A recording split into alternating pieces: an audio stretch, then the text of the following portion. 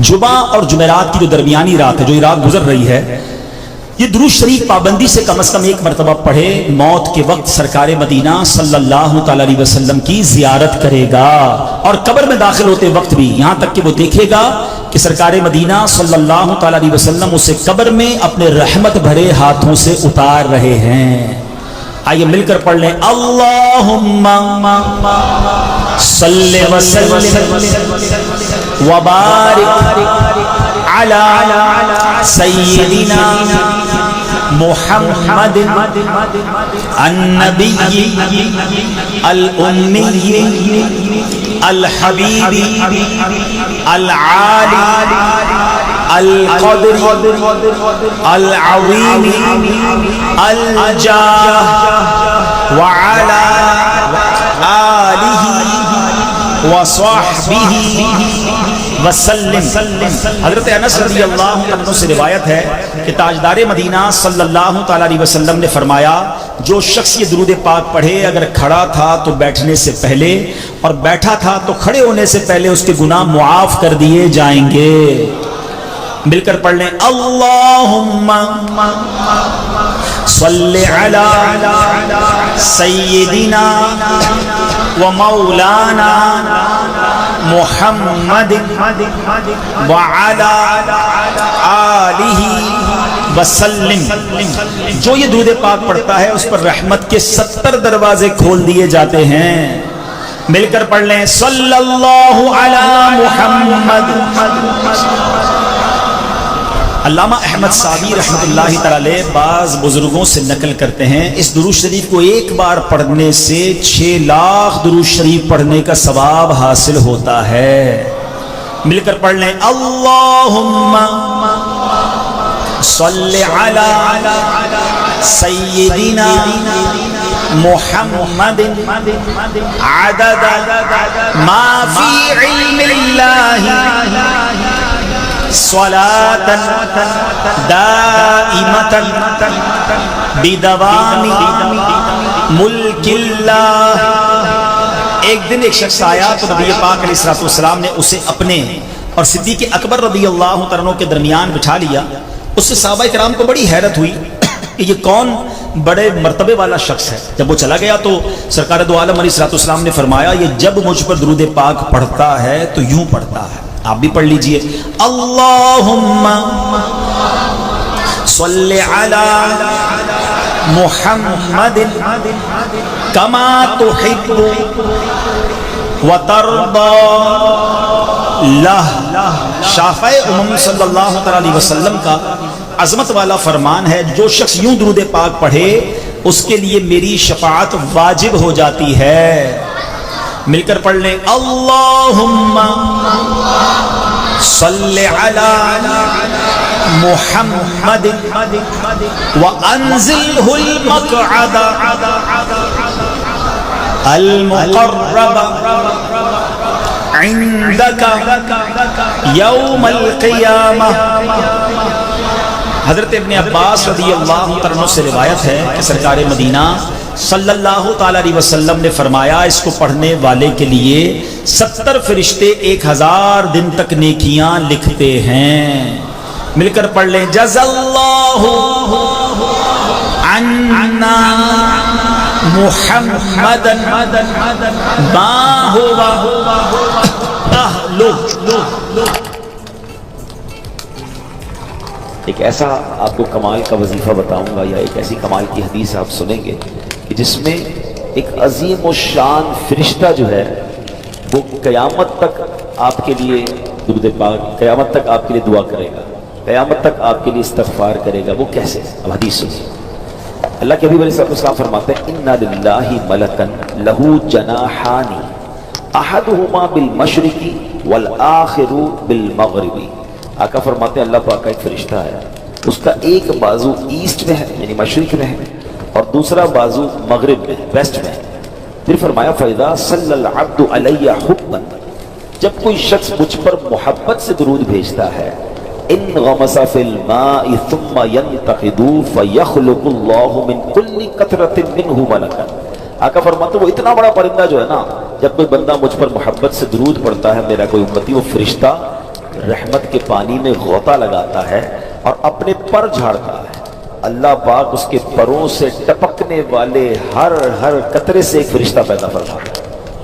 کتنے قطرے ٹپکیں گے؟ کبھی آپ نے غور کیا کوئی چڑیا پانی میں گر جائے پھر اپنے پروں کو پھڑپھڑائے تو کتنے سارے قطرے گرتے ہیں، اتنا بڑا فرشتہ، اور جب وہ پر اپنے ہلاتا ہوگا تو کتنے قطرے گرتے ہوں گے، اور پھر اس سے کتنے فرشتے پیدا ہوتے ہیں۔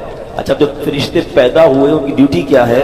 نبی پاک فرماتے ہیں یستغفرون لذالک المصلی علی الی یوم القیامہ، آقا فرماتے ہیں اس کی ڈیوٹی کیا ہوتی ہے؟ پیدا ہونے والے ہر فرشتے کی، وہ فرشتے قیامت تک اس درود پڑھنے والے کے لیے استغفار یعنی دعائے مغفرت کرتے ہیں۔ ہائے ہائے، ایک درود پاک، اس کی برکت سے کتنے فرشتوں کو اللہ پیدا فرماتے ہیں، اور سارے فرشتے درود پڑھنے والے کے لیے دعائے مغفرت کرتے ہیں۔ تو کاش رمضان میں ایسی درود پاک پڑھنے کی عادت بن جائے کہ پھر ہم پورا سال ہی درود پڑھنے والے بن جائیں۔ محبت کے ساتھ باآواز بلند درود پاک پڑھ لیں۔ صلو علی الحبیب صلی اللہ تعالی علی محمد صلی اللہ علیہ وسلم۔ شاعر لکھتے ہیں دل میں ہو میرے جائے محمد، دل میں ہو میرے جائے محمد، سر میں رہے سودائے محمد، جب گھبرائیں گے آسی ڈر کر، رحمت حق یہ کہے گی بڑھ کر، چین کریں شہدائے محمد صلی اللہ علیہ وسلم۔ ایک بار پھر درود پاک پڑھ لیں۔ صلو علی الحبیب صلی اللہ تعالی علی محمد صلی اللہ علیہ وسلم۔ ہم آلموسٹ ہاف آف رمضان کے قریب پہنچ گئے ہیں، اور ماہ رمضان میں بہت سارے تاریخی واقعات ہوئے ہیں۔ آج ایک عظیم الشان اسلام کی ہسٹری کا واقعہ جو ہے اس کی طرف ہم کچھ معلومات بھی حاصل کریں گے، اور قرآن کی روشنی میں اس کے کچھ پیغام لینے کی کوشش کریں گے۔ پہلے قرآن کی ایک آیت سن لیجئے۔ اللہ قرآن مجید میں ارشاد فرماتا ہے، پارہ نمبر 4 ہے، سورہ آل عمران ہے، اور آیت نمبر 139۔ اللہ ارشاد فرماتا ہے وَلَا تَهِنُوا وَلَا تَحْزَنُوا وَأَنْتُمُ الْأَعْلَوْنَ إِن كُنتُم مُؤْمِنِينَ۔ آسان ترجمہ قرآن کنز العرفان۔ اور تم ہمت نہ ہارو اور غم نہ کھاؤ، اگر تم ایمان والے ہو تو تم ہی غالب آؤ گے۔ سبحان اللہ۔ یہ آیت کس عظیم واقعے کی طرف اور کن عظیم لوگوں کی طرف اشارہ کرتی ہے انشاءاللہ ہم سمجھتے ہیں۔ اللہ کریم آج رمضان مبارک کے جمعے کی برکت سے ہم سب کی مغفرت بھی فرمائے، قرآن پاک کے نور سے ہمارے دلوں کو منور فرمائے۔ اس آیت کو انڈرسٹینڈ کرنے کے لیے پہلے میں ایک اور واقعہ آپ کو سناتا ہوں۔ ایک بیان کیا جاتا ہے کہ کچھ لوگ بحری سمندر میں جا رہے تھے اور اچانک طوفان آ گیا، بحری جہاز بڑے بڑے ہچکولے کھانے لگا، تیز ہوائیں چلنے لگی، مسافر بڑے گھبرا گئے، کلمہ پڑھنے لگے، دعائیں کرنے لگے۔ سب کو ایسا لگتا تھا کہ اب سمندر میں ہمارا جہاز غرق ہو جائے گا، اور آس پاس طوفان اتنا تھا کہ ان کے قریب کچھ کشتیاں جو تھیں وہ ٹوٹ بھی گئیں، یعنی ہر طرف خوف کا عالم طاری ہو گیا۔ تو انہوں نے دیکھا کہ ایک بزرگ ہیں جو جہاز میں آرام کر رہے ہیں اور بڑے سکون سے پرسکون لیٹے ہوئے گئے ان کے پاس، کہ حضرت ہماری حالت خراب، ہم سب کلمے پڑھ رہے ہیں، چیخو پکار مچی، آپ آرام سے سو رہے ہیں۔ تو انہوں نے جلدی سے جیسے ہی آنکھ کھولی تو کیا پڑھا؟ بسم اللہ الذی لا یضر مع اسمہ شیء فی الارض ولا فی السماء۔ یہ دعا بڑی پیاری ہے، ویسے ہی کھانا کھانے سے پہلے ہم پڑھتے ہیں، جن کو یاد ہے، ویسے ہی آپ عام دنوں میں بھی پڑھ سکتے ہیں، سفر میں بھی پڑھ لیں۔ اس کے معنی پہلے ذہن میں رکھیں، اللہ پاک کے نام سے، جس کے نام کی برکت سے زمین و آسمان میں کوئی چیز نقصان نہیں پہنچاتی۔ تو انہوں نے کہا کہ دعا تو آپ نے پڑھ لی، مگر آپ اتنے پرسکون کیسے ہیں؟ تو کہا ٹھیک ہے، یہ کاغذ لے جاؤ اور جا کے جہاز کے اوپر رکھ دو، جہاز کو کچھ نہیں ہوگا۔ انہوں نے کہا ہم نے کاغذ لیا، بزرگ سے لگ رہے تھے، کوئی اللہ والے لگ رہے تھے، ہم نے جہاز پہ جا کے رکھا، جہاز کے جو اوپر ڈیک تھا، تو جہاز تھوڑی دیر بعد ایسا لگا کہ کسی نے اس کو بالکل آسانی سے کنارے سے لگا دیا۔ ہم نے جا کر جب اس پرچے کو کھولا اور دیکھا اس میں کیا تھا، تو اس میں کچھ اور نہیں تھا، اس میں اصحاب بدر کے نام لکھے ہوئے تھے۔